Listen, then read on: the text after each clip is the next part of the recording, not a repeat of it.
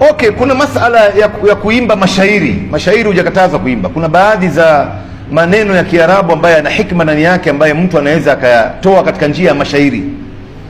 Hizi anashid wakati wa nyuma zilikuwa zinatiwa katika orodha ya mashairi ya kawaida, lakini baadaye ikaja ikaingia fitna ndani yake. Na hiyo fitna yenyewe ni kwamba kuna sauti ya melody nyuma ya pazia ya hiyo sauti ya anashid ambayo inaimbwa. Ndio unaona inampandisha mtu, inamfanya mtu anataka kwenda hivi, anataka kufanya hivi. Kuna kitu inampandisha pale.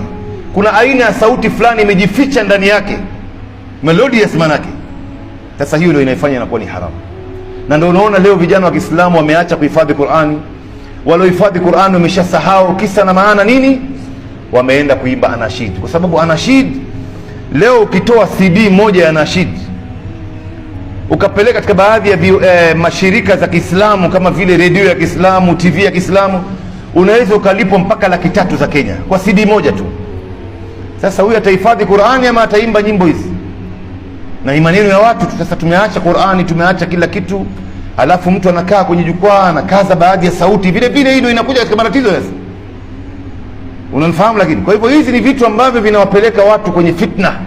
Wakati wa nyuma ilikuwa hamna, sasa hivi imeshaingia kwenye fitna. Na leo vijana wengi wamepotea na wameiacha Qur'ani kwa sababu ya mambo kama haya. Na wengi wa watu vile vile, ndugu zangu, hata heshima zao zimepotea kwa sababu ya vitu kama hivi. Ndio itakana mtu achukue tahadhari. Khudhu hidrakum, chukueni tahadhari yenu ndugu zangu. Mnafahamu Naam.